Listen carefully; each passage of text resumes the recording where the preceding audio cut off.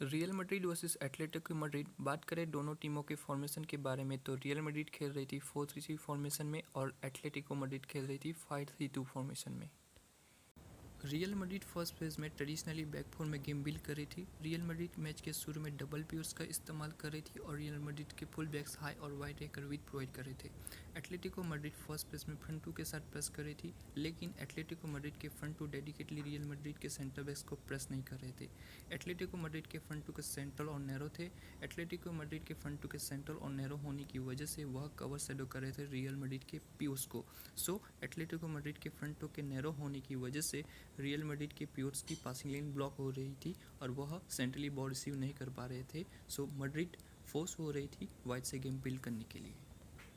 जैसे कि हमने डिस्कस किया, रियल मैड्रिड के पिवट आइसोलेट थे एटलेटिको मैड्रिड के फ्रंट टू के पीछे। सो रियल मैड्रिड ने थोड़े से टैक्टिक्स चेंज किए। जब रियल मैड्रिड को सेंट्रली गेम बिल्ड करने में दिक्कत हो रही थी तब दोनों पिवट्स में से एक pivot generally Toni Kroos centre से वाइड रिफ्ट हो रहा था। टोनी क्रूज के वाइड रिफ्ट होने की वजह से वाइड जोन में रियल मैड्रिड के पास दो पासिंग ऑप्शन अवेलेबल थे, टोनी क्रूज और फुलबैक फर्लैंड मेंडी। टोनी क्रूज के वाइड रिफ्ट होने की वजह से फ़ायदा ये था कि जब टोनी क्रूज वाइड रिफ्ट हो रहा था तब मैड्रिड का लेफ्ट बैक फर्लैंड मेंडी के पास लाइसेंस था हाई पुश करने का। फर्लैंड मेंडी के हाई पुश करने की वजह से एटलेटिको मैड्रिड के लेफ्ट हैंड साइड के प्लेयर्स पुल हो रहे थे और लेफ्ट हैंड साइड पर टोनी क्रूज के पास टाइम और स्पेस थी गेम बिल्ड करने के लिए। इन शॉर्ट बिल्डअप फेज में एक मिडफील्डर वाइड रिफ्ट हो रहा था और फुल बैक हाई पुश कर रहा था और वह डिपेंड करता था बॉल किस साइड पर होती थी।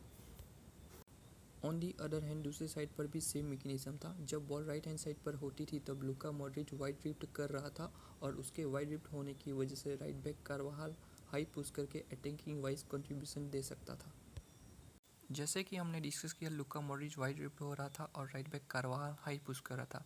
फर्स्ट पेज में एटलेटिको मैड्रिड के फ्रंटमैन के सेंट्रल होने की वजह से एटलेटिको मैड्रिड का फ्रंटमैन लुका मॉड्रिच को कवर नहीं कर पा रहा था और लुका मॉड्रिच इनसाइड चैनल में फ्री था।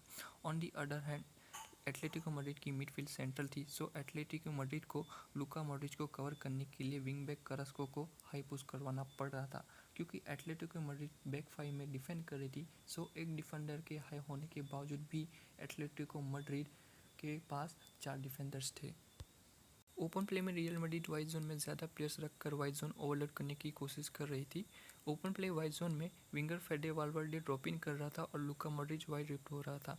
लुका मॉड्रिच और फेडे वाल्वर्डे के कारवाहल के साइड वाइड जोन में होने की वजह से मैड्रिड के पास 3 प्लेयर्स थे इनसाइड चैनल में, लेकिन जब फेडे वाल्वर्डे ड्रॉप इन कर रहा था तब एटलेटिको मैड्रिड का वाइड बैक रेडी था वाल्वर्डे को ट्रैक बैक करने के लिए, क्योंकि एटलेटिको मैड्रिड का wing back Carrasco already real Madrid के फुल बैक को प्रेस कर रहा था और कोके मॉड्रिच के ऊपर था। सो इस तरह से एटलेटिको मैड्रिड वाइड जोन में नंबर न्यूट्रलाइज करके रियल मैड्रिड को वाइड जोन से अटैक करने के लिए रोक रही थी। On the other hand Luka Modric और टोनी क्रूज वाइड स्प्लिट थे सेंटर बैक्स के अलोंग साइड। सो मैड्रिड के दोनों फुल बैक्स चैनल में हाई होते थे बॉल रिसीव करने के लिए, क्योंकि एटलेटिको मैड्रिड की मिडफील्ड जनरली सेंट्रल ऑपरेट कर रही थी। सो वाइड जोन ऑलवेज खुले होते थे।